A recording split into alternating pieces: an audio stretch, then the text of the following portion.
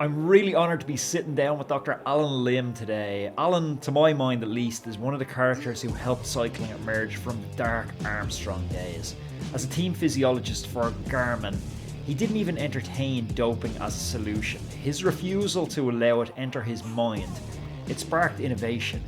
It meant he had to make up that performance deficit by innovating around hydration, fueling, aerodynamics, and training practices. This is a unique insight into how we emerged from the dark days of cycling with one of the good guys, Dr. Allen Lim.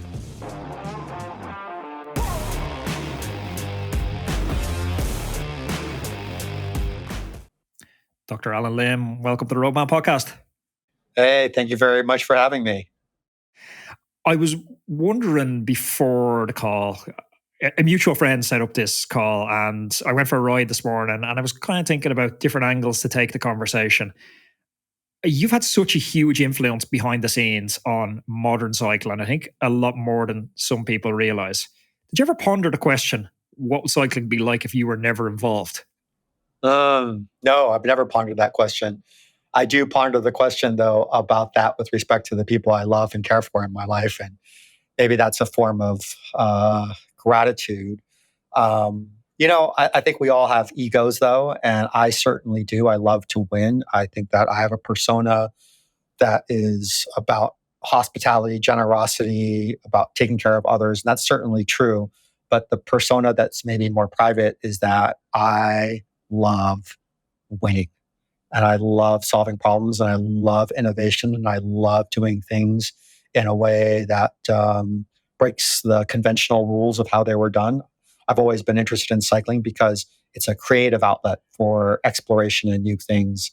I don't know. I think that everything I might have done in the sport would have done and would have been here if I wasn't here because ideas coalesce.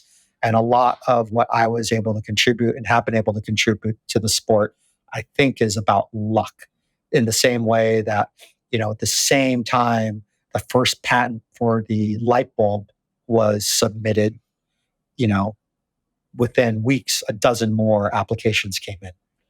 Right? Yeah. We see things in our world in terms of a confluence of technology and possibility. And many of us see the same things at the same time. We get lucky when we have the opportunity to then act on those ideas. How many times have you seen something new come out and say to yourself, that was something I was just thinking that would be really cool if it came out. So I think that if I wasn't around, cycling would be in the same spot. There would still be the same level of innovation and technology and coolness. I count myself as very, very lucky as to having been in the right time and right place to be able to introduce new ideas and things. Was it a perfect time in cycling? It was just to calibrate it for our audience members listening. We're out with the Lance Armstrong era. We're into the new, really an era, I think, defined by the team you're involved with, Garmin Sharp and Waters. It was an era where we were starting to experiment. We were starting to figure out aerodynamics. We were starting to figure out the power meter, training principles, hydration, altitude exposure. But we hadn't yet gone so far down the rabbit hole that we are now, where we're pondering the sustainability of riders' careers because they've taken it to the nth degree. Yeah. Here's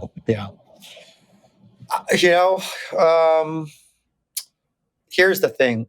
I was a latchkey kid. Do you know what a latchkey kid is? No. A latchkey kid is when you're a kid that wears your key around like a little necklace. Because doesn't sound like the cool kid. No, your parents are so busy that at a very young age you're effectively unattended to.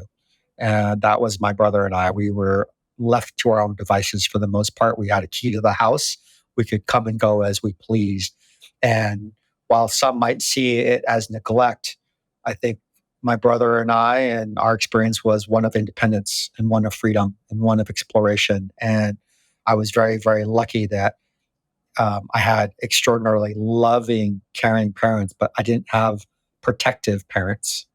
So my brother and I were riding our bikes around the streets of LA from a very young age and making a lot of mistakes. getting ourselves in very dangerous situations, but learning and growing and evolving, and then using, whatever platform we had to level up, right?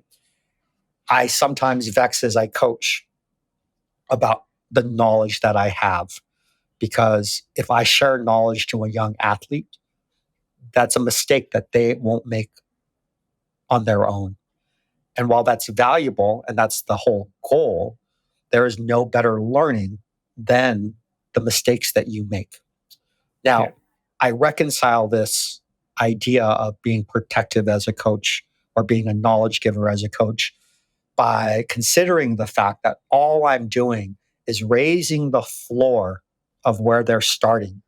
But that if an athlete is a real athlete, they have an intrinsic desire for more, to be challenged, and they will continue to push their own unique envelope that puts them in places where they will always make mistakes and they will learn from it. And what ends up happening is evolution. What ends up happening is higher speeds, you know, better performances, more consistency, and the whole entire field ends up getting better. Which is to say that whether or not this is sustainable or there is longevity, that is the same issue in every generation of athletes I've ever worked with. And so, whether Yeah. or not today's generation is sustainable, it's sustainable in the same way that the previous generation asked the same question, which is no, it's not sustainable. But there will be younger athletes with a higher floor that will continue to push the envelope. And that's why it's not sustainable, because there's someone coming for you and they're going to do it It's such a better. perfect analogy, though, because that's what it is. It's pushing the floor higher. I look at kids now and they're asking totally different questions to the That's right. questions I was asking. We were chatting with a mutual friend who coached me for a long time, and a friend of yours, Michael Barry. I remember Michael sending me across, we were using Excel for coaching back then. So he'd send me across the Excel sheet of Yeah. sessions. And I remember Yeah. getting the my first Excel sheet, and literally the excitement of opening this email from Michael Barry with the sessions I Yeah. needed to do for the week. Totally. But I was Totally. looking at this like someone had given me like a map to a hidden city. I was like, these Yeah. are the sessions that the guys are doing. Like nobody knew Yeah. what sessions people were doing. And I had the Yeah. sessions that the best guys were doing. Uh-huh. And now everybody has, Trainer Roads, Wifts, everyone's a cycling coach. Your local plumber will do a bit of cycling coaching for you, and he'll be telling you, 2040s, he's giving you Ferrari sessions back from Sure. 20 years or 30 years ago. They're not the Sure. questions the kids are asking anymore. The questions they're asking now are much more advanced about, I had a local kid asking me about how to affect his CDA. What tests can he do from home? I didn't know Yep. what That's right. CDA was when I was riding the bike full time. That's right. That's right. That's right. And the technology available to these kids as they ask these questions allows them to explore at a greater level. And this is where we go from, crossing the river to crossing an entire country to crossing an ocean to launching into space to going into a new galaxy. It's evolution. What was the ecosystem like when you stepped into pro cycling for the first time? Horrible. It was horrible. It was what I would call an arms race. I was this young, naive kid just out of graduate school, and I walked into one of the most kind of nefarious, coercive, abusive environments I had ever experienced in my entire life. Right? What was your On first the team? Phonak. Phonak. Not a clean team. Yeah, not a clean team. Like full on operation, medical vans that had blood spinners and the whole 9 yards associated with it. And here's the thing is that it wasn't that I saw as the abuse. What I saw as the abuse was all of these doctors, directors, owners who were coercing young kids to do something with their bodies that they innately did not want to do. Yeah. Everybody makes the athlete out to be the bad guy. Everyone makes in that doping culture when an athlete got caught as the person who broke the rules. But it took a whole entire office full of people to make that kid break the rule. And when the kid got caught, that kid was the only person in the media that the media would blame and That's that a the great public point. would blame.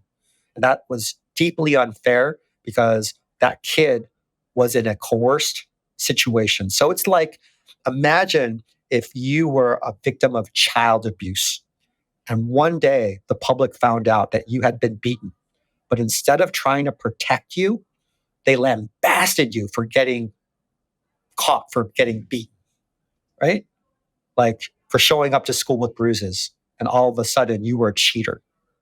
And we forget how young these kids were. Like, I remember Right. chatting to Christian van der Velde, and for his first Tour de France, Johan Brunel had to call his house and ask his dad, is it okay if I bring your son to France for 3 weeks? He needed to ask his dad's permission to bring him away to the Tour de France. That's right. That's how young these kids are.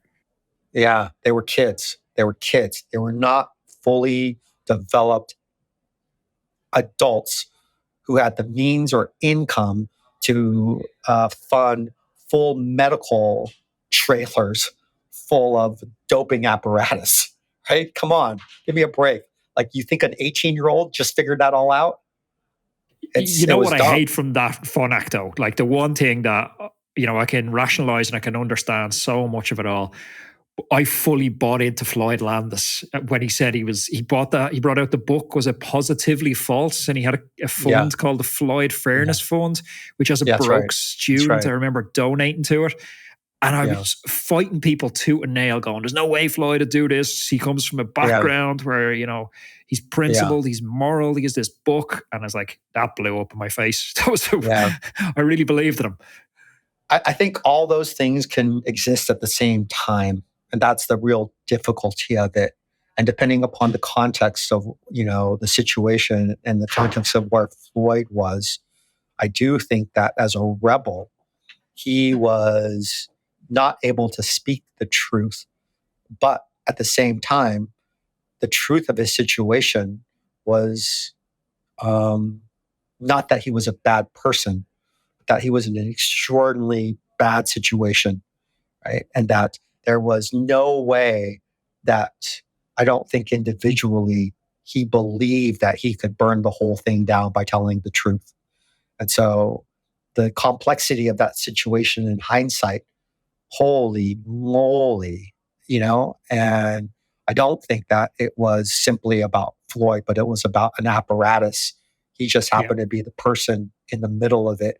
Just like, bad luck, good luck. I was lucky enough to be, at the, confluence of a lot of cool technologies that did help the sport to get better. You spoke of evolution. How do we evolve from that era? The Tyler, who I've had on the podcast a bunch of times, the Phonak US Postal era. How do we get from there to Waters, Team Clean, Garmin? Obviously, through the passage there are of a lot history, of steps to that. It's not entirely a clean team because we know Hejdahl and David Miller and stuff had historic doping infractions, but it was very clean compared to what was there, and it marked a real, in my mind at least, departure in cycling history. Yeah. I think first and foremost, you have to have a huge amount of belief in not just your own process, right? But you have to believe that the doping products available on the market, what is considered to be cheating, are not actually beneficial, right? So I always started with athletes with kind of a simple question on this issue. Do you feel cheated? Do you feel cheated? Any athlete who answers yes to that question is an athlete who is probably willing to dope. How ironic is that, right? Yeah. You have all these people on a pulpit saying, this is wrong, this is immoral, I'm being cheated, I'm a victim. And it's all of those victims who then become perpetrators. So the first thing that I had to reconcile and I had to change in terms of a belief system was convincing these kids that they were not being cheated. That they were not being cheated. How do you do that? I think you do that by trying to open up their worldview. And when you open up that worldview, you understand how small cycling is and how unimportant it is, and potentially how absurd it is. But there's a difference between an absurdist and a nihilist. A nihilist sees an institution like cycling and says, this is fucked. Let's burn it all down, right? An absurdist sees the whole entire world as absurd and then looks at cycling and says, well, this is just absurd as anything. So I'm going to choose to believe in it. I'm going to choose to be absurdist by saying cycling is important to me. And I had to kind of help these kids understand why they were in the sport. Was it only to win? Was it to experience something grander? That you have to grade your effort in anything you do on many legs. Because if there's only one leg that you're grading yourself on, the chances of success are really, really low. And so by broadening perspective and trying to evaluate what success looked like for these young kids in a way that went beyond just winning a bike race was really, really important. That's process, that's effort, that's not making mistakes, that's showing up with some level of integrity, right? That's what you're learning. It's the travel, it's the camaraderie, it's the fun, it's the net experience, it's the cool dinner we just had the night before. There's so many other ways to try to grade our existence, whether you're a cyclist or doing anything else. And so if I could get them to believe that they weren't being cheated, then we had a platform for some level of moral obligation to the sport. So unpacking whether or not these performance-enhancing drugs worked, while everyone thought that I was crazy by saying, I'm not sure, what I saw in that world was more marketing than actual efficacy. Yeah. So the human body is so freaking complex. We're a cascade of multiple physiological systems coming together in a way that emerges as something greater than the sum of its parts. So when all of a sudden we find a mechanism or a drug to unlock one enzyme, to have one effect, to increase one aspect, such as EPO with red blood cell mass, does that really actually net out in performance when you still have to, get air through a bottleneck trachea, which then goes into bronchioles with a certain diffusion capacity, with blood that is going at a certain rate that may or may not, attach to hemoglobin, which then has to go through a complex, arterial and capillary network to a fixed number of mitochondria, which then has a fixed amount of fuel to make a certain amount of ATP, which then has to cause a muscle contract over, some ligament, over some femur length, right? The cascade of that, saying that I'm going to change one part of that and improve performance, is ludicrous. It's especially ludicrous if you think about all these complex physiological systems as a chain on a drive chain. And in that drive train, what works is harmony. What works is homeostasis. Because if I all of a sudden find a way to make one chain bigger, do I get a better, smoother drivetrain? No. I get a drivetrain that doesn't move anymore. And what I saw when I first came into the sport, which was the scariest thing for me, was I saw a lot of illness. I saw sick kids, either mentally unwell or physically unwell because of all the side effects associated with these drugs. If you believe that drugs make us better and healthier, then everyone in society would be bought into the promise of pharmaceuticals, and we would all be shooting up right now on Ozempic, right? It's so ludicrous. Did your refusal to consider EPO and performance-enhancing drugs as the panacea, the catch-all solution for performance, did your refusal to engage in that mindset force innovation where other teams weren't forced into innovation? Roadman, I know how serious you take your goal setting, whether they're fitness or life-related goals. If you're looking for a powerful ally to support you on this journey, look no further than Huel. Huel has become my secret weapon for when I don't have time to prepare a balanced meal. It ensures I get the nutrition I need without sacrificing time or taste. Plus, it stops me from reaching for that takeaway menu. I always throw a bottle into my backpack when I'm heading into the city to work, and it stops me eating junk convenience foods, snacking on croissants and bars of chocolate, because I know they don't support my training goals. It's a handy, nutritious meal on the go, and it's got over 22 grams of protein. Huel is perfect for athletes that don't have time to cook or prepare food before a training session. It's convenient, nutritious fuel at your fingertips, ensuring you hit your daily fueling needs for that session. Huel Ready to Drink has 26 essential vitamins and minerals in every single bottle. You're getting a whopping 175 health benefits. Plus, it's made from natural ingredients like tapioca, sunflower seed, coconut, and more. The best part, it's the flavours. There's 8 crazy, beautiful flavours. Iced coffee is what's in my backpack right at the moment. You can get Huel directly to your home. All you got to do is head on over to the Huel website, huel.com/Roadman. Yeah, but first, let me be clear. I wasn't refusing to do it. I was fucking scared of it. It's scary. I was too chicken to like be like, yeah, let's shoot you up. I mean, it's just stupid and scary. You know, it's like, I mean, it's scary. And I was so afraid. And so I'm like, I don't want to do that, man. Like, let's find another way to do it. Let's think about the system as a whole. And let's think about ways that you can create an improvement in a variable such that the rest of the body stays at some level of homeostasis and that we protect our health. And so, yes, I think it did. But it wasn't hard.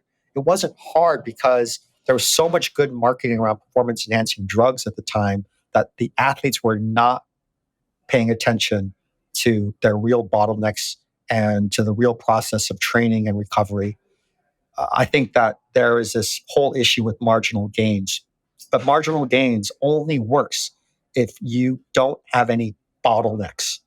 Having an improvement downstream doesn't matter if upstream you're bottlenecked by relationships, by your mental well-being, by sleep, by not getting enough good training, by a FUBAR travel schedule, right? The amount of low-hanging fruit around performance was vast and abundant during that era.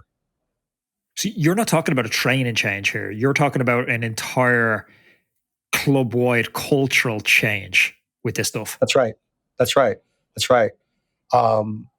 I'm talking about honesty. I used to hear, and when I first came in, about what these guys were doing, like 5-day blocks and training this much volume and blah, blah, blah. But whenever I took an athlete aside and I was like, look, dude, are you really doing that? Is that how much load you're really doing? Everyone fessed up. Like, no, man, I can't do that. Just pretending. I'm just like telling guys I'm doing that because that's what I'm supposed to be doing. That's what the coach says I'm supposed to be doing.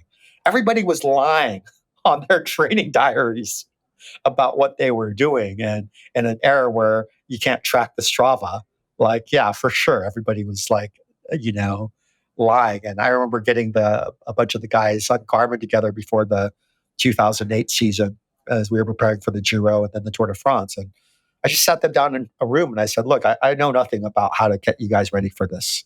Like, I'm totally ignorant. I'm totally at a loss, but I'm good at synthesizing information. And I would love to hear in this room, we have, 20 years of doing the Tour de France between all of you.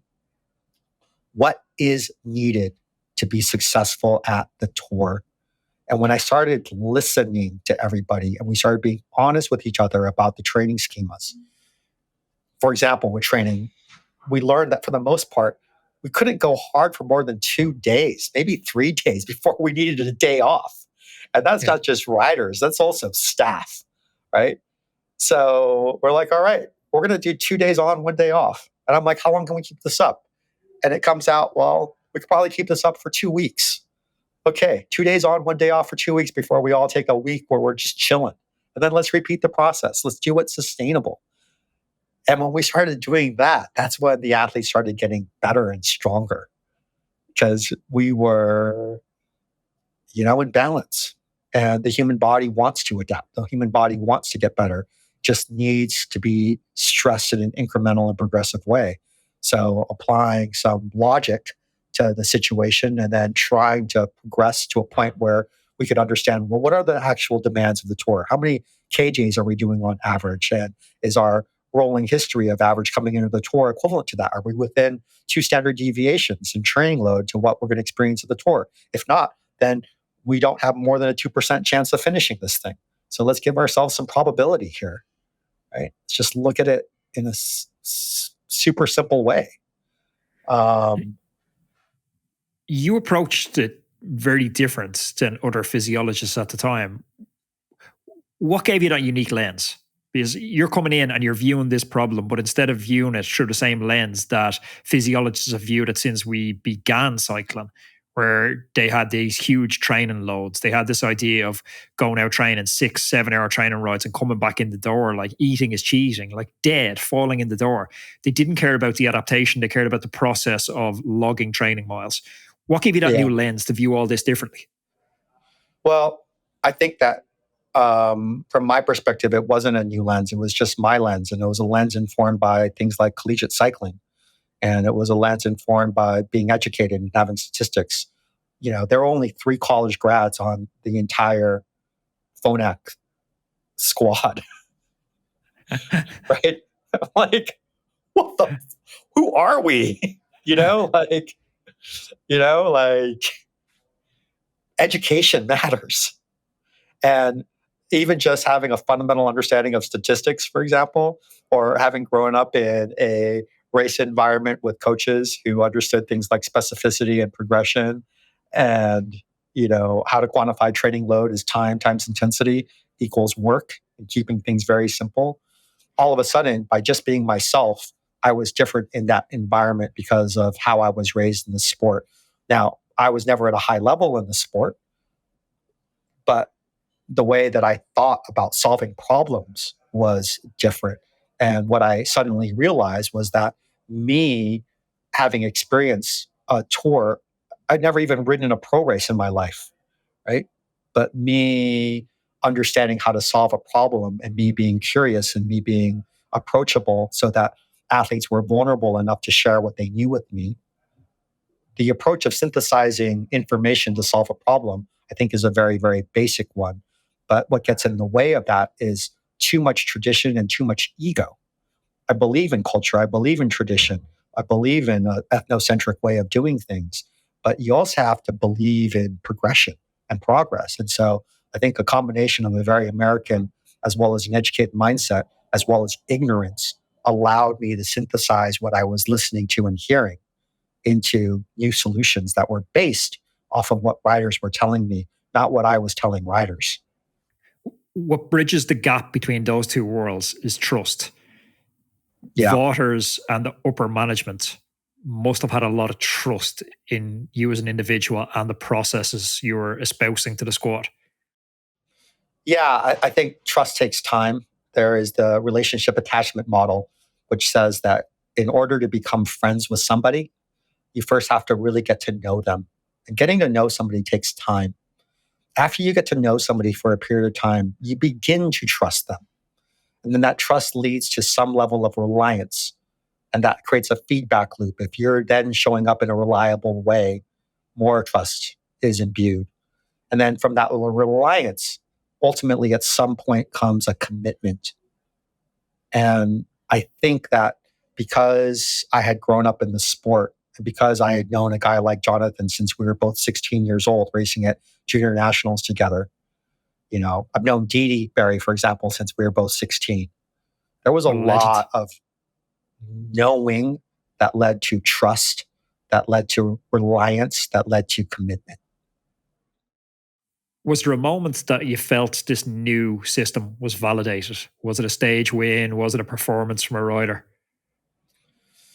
I think that for me, there were many little micro points of validation. I think that validation for me began even before the Garmin squad was fully into effect. This is with the TIA CREF team, the young development team. And it was, I think, a lot of my relationship with Danny Pate that validated that I was on the right track. I don't know if you remember Danny. He rode I for do, yeah, good Garmin. rider. He rode for Sky. He was a really great rider and so talented. And he was someone who was always seen as not willing to listen on his own kind of schedule, not coachable, all these sort of things. And when I remember walking in to, they were at maybe the Milk Ross or something like this. And I walked into his room to catch up and say hello. And he was like, Al, it's time to do some education. Tell us about glycogen, and he just spouted out some question. And at that moment, I knew that he really trusted me, that he was the one wanting to know and wanting to be educated about something like muscle glycogen and how it worked and how it was, stored and, synthesized, and branching enzyme and glucose molecules coming in and its structure and why, the relationship to that and insulin sensitivity and exercise and blah, blah, the whole rabbit hole of what is glycogen, which leads to this is why you have to eat after you finish a bike ride. Do you think riders respond better when they understand why they're doing something as opposed to just being told, drink chocolate milk after training? Do you think if you sit them down and you talk about glycogen reuptake and fuel absorption windows, there's more buy-in into the act Absolutely. of having a recovery drink? 100%. And that goes from everything from their nutrition all the way to the training load. If I can show them how one day in their training statistically affects something 3 weeks later, right? Whether it's a recovery day or a hard day of load, and they can see it in context and they know why that training day matters and why the time in a particular zone matters, they're committed to it. They believe in it and they do it. But they do it with a certain amount of intentionality around a bigger goal, such that if we go out there and they say, nope, you're wrong, I can't actually manifest that today, we have to rethink this. But I know that I have X number of days to tweak the training because they see the big picture. Then there is this higher level of not only trust, but there's a higher level of improvisation for informed improvisation on a given day. Who was the best guys at just Education is taking everything. who was the best guys at taking a plan and just executing? I don't think it's about the guys who were the best at taking a plan and executing. I think it was the guys who were the best at taking a plan, understanding the intention, and then being able to change the plan in real time on a given day to make it better. And the best guy, I think, in the world at doing that, the most confident, was probably Michael Berry. Interesting. Because we're fascinated in sport with winners. Like, Yeah. Pogacar, I spoke to Dan Martin on the podcast a couple of weeks ago, another one of your riders. And these guys are immortalized for their wins. Like you take Dan, like his Liège, Lombardy, his Grand Tour stages, you're immortalized. But the gap between winning and second place, it's so absolutely tiny, but none of us ever remember the second place in these stages. Like, that's right. What is that X factor? Like when you've been around so many riders, you've seen so many of these great champions, but you've also seen so many of the riders who didn't quite materialize that potential. Can we call, like the French call it the je ne sais quoi or something? Like, what is it? Yeah, I call it fun. I call it play.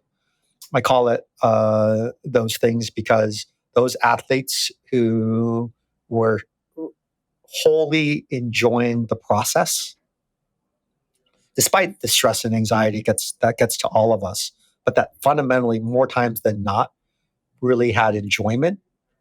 Those were the guys who, when talented, had long-term success because they weren't grading themselves on one outcome.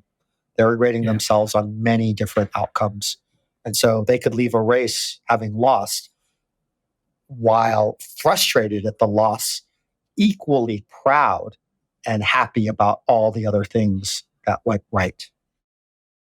But isn't that a great analysis for all of us to take into our lives about balance? Because if I'd use that analogy of a ship. If you have a ship and you have one compartment and it starts to take on water, the ship quickly loses buoyancy and it'll sink. If you're a ship with multiple self-contained buoyant compartments, your work life can be going quite bad. And it's not like you have a bad life because your relationship is still going well, your sport is still going well, your spirituality is still going well, your link with your community is still going well. Yeah, and these different, I guess, buoys can hold us up at different times when something else isn't working.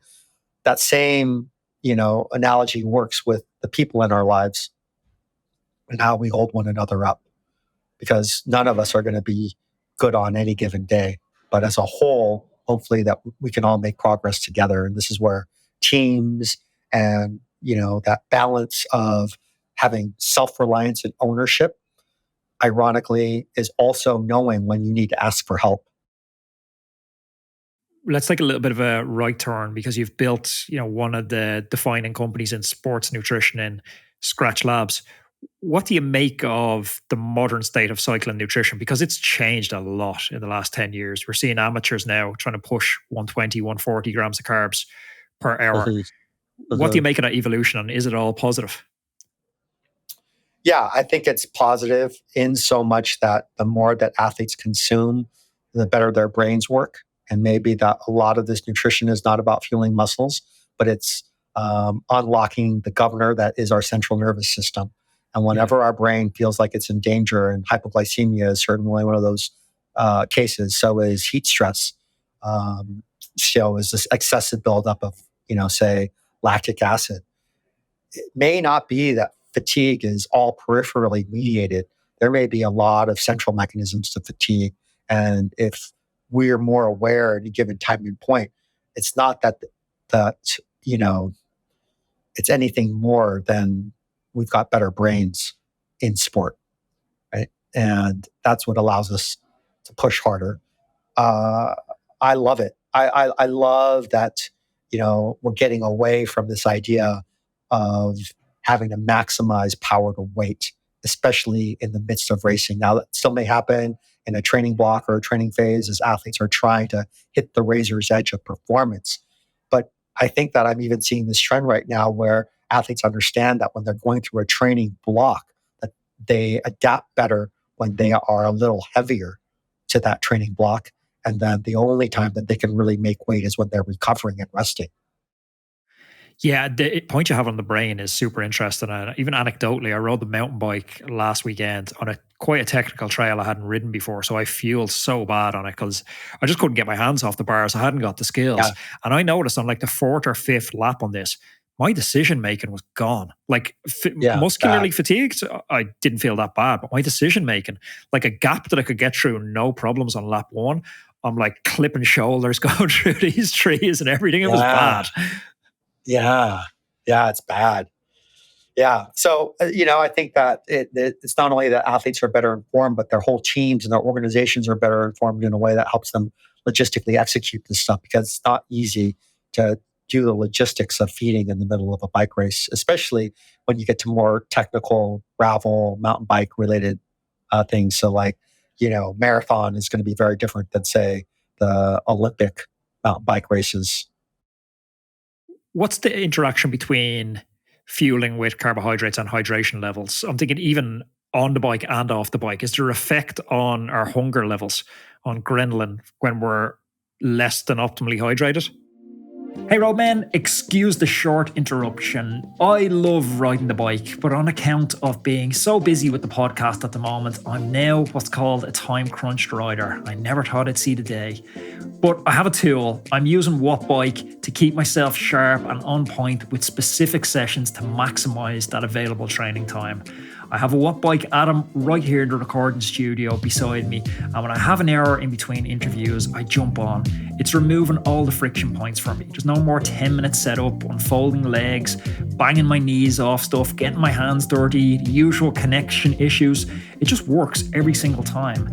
The Atom's perfect for virtual racing as well because it has crisp gear changes, it has 1% accuracy, and it has max gradient capability of up to 25%. If you're looking for an indoor trainer, I honestly couldn't recommend this any higher. I've been using a Wattbike since 2013. Honestly, it's the last indoor trainer that you're ever going to need. If you head on over to wattbike.com now and use code ROADMAN10, that's ROADMENTEN, and that's going to get you 10% off your Wattbike. I don't know. Maybe. I'm not well informed there, but I do know that there are three fundamental things that we're always trying to get right. We're trying to get the water right. We're trying to get the amount of sodium right. We're trying to get the amount of carbohydrate right.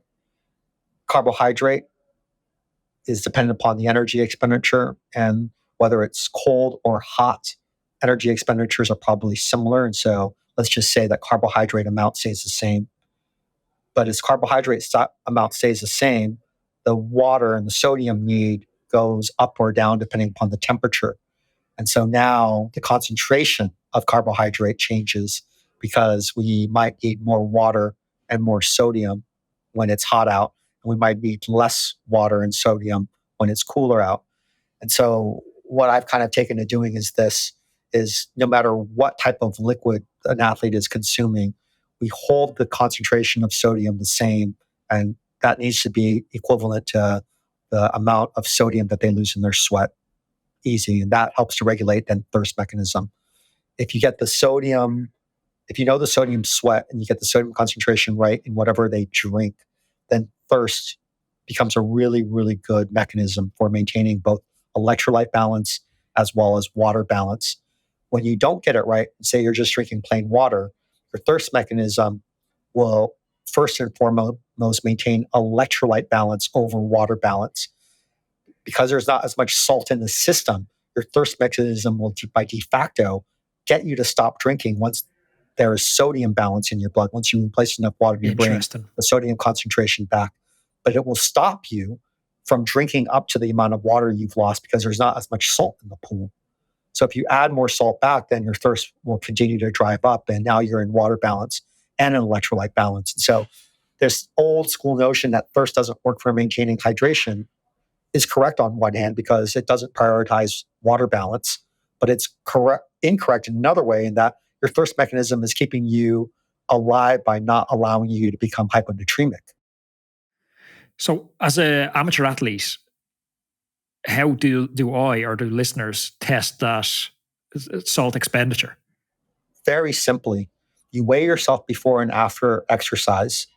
And if you're more than, say, 3% body weight loss, instead of trying to force yourself to drink more the next day, incrementally add more sodium to what you're drinking.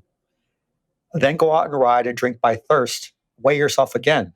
And if you have lost less water weight, you're on track. And keep on increasing that increment into a point where you're not losing, say, more than 2% of your body weight. So what would your starting point be for sodium content? And then what increments would you go up in? My starting point would probably be, you see a range across the population as low as 400 milligrams of sodium per liter to as high as 2,000. So maybe start at 400 and go up by 200 milligram increments. And most people will fall somewhere between 800 and 1,000. But some people might not actually get to the right level until they hit 1,600 or 1,800 milligrams of sodium per liter of fluid consumed. So very, very simple experiment. And because there is so much variability, there's not a one size fits all. In fact, if you were to look at the genotypic traits and the phenotypic traits that are most variable across the human species, sodium, sweat, both at the genotypic level with the CF1 gene set, which is what controls sodium sweat, as well as the amount of salt that we end up seeing lost by different human beings, is amongst the top three most variable things, more variable than, eye color, height, body size, shape, etc. Just finishing up, it'd be awesome to get your thoughts on the current state of cycling. What are you thinking at the moment of the incessant innovation almost? Is it at a point where you think there's got to be a cap on it soon, or we're going to have to slow down on innovation around? I'm thinking like tire tech has changed so much in the last few years, drivetrain efficiency gains, aerodynamic gains. Yeah. Is there more big gains to come, or have we had most of the big exploration of these gains? I think there are going to be more big gains. I mean, even when I think about myself and I think about all the things I want to learn, the list is so long that I don't have enough time to explore all the innovation I want. I think the innovation is really good, but I think that innovation has to have certain aims, and the singular priority that I put together is safety. I want the athletes not just to go faster or to get more out of their bodies. I want them to be safer. Yeah. And any innovation that is geared around rider safety and health, I think, is a positive one. And so innovation doesn't just have to be about going faster. Innovation can also be about the safety and care of the athletes, just like the biological passport was an important innovation in that light. I worry, however, when innovation becomes economically unfeasible for those people who were interested in the sport as a form of health and wellness and as a way to maybe test the waters around competition. Well, that's what I hate at the moment. I hate that a kid thinks that he needs to spend $10,000-$15,000 to get into the sport. Like Dan Martin said, he rode his first world championships on a bike that cost €900. Like you can't do that now. Yeah. There's a lot of innovation that can be taught in terms of training process, in terms of, I mean, even your podcast is an important innovation in that you are talking about about health and happiness, which is fundamental to performance. If you don't get that right, you're never going to be your best. So your format of discussion is an innovation, one that is, available to those interested in becoming better. So we don't have to just see innovation as a more expensive bike frame or tire. We can see it as many, many other things. And this is a pluralistic environment where you have to have many, many different things, right? We somehow focus on the most expensive marginal gains while not paying attention, as I said earlier, to the real bottlenecks in one's life. And what I can clearly tell you is that for most of the athletes I work with, solving the bottlenecks are not that expensive. They just require conversation, humility, a level of vulnerability, and some smarts. I love that, Alan. I think that's a great place to leave this conversation, because it's a nice summary of everything we've talked about, that there's no quick fixes. And the big thing to prioritize is that health and happiness. And it ends up being the big domino that triggers some great and productive downstream effects. That's right. Yeah, it's just a bike. Go ride it. Have some fun. Feel yourself. And to quote Rainer Maria Rilke, let everything happen to you. Beauty and terror. No feeling is final. Alan, it's been an honor. Thank you. If you enjoyed this conversation, please click up here. There's another video I know that you're absolutely going to love, and subscribe to the channel so you don't miss any of our amazing upcoming guests.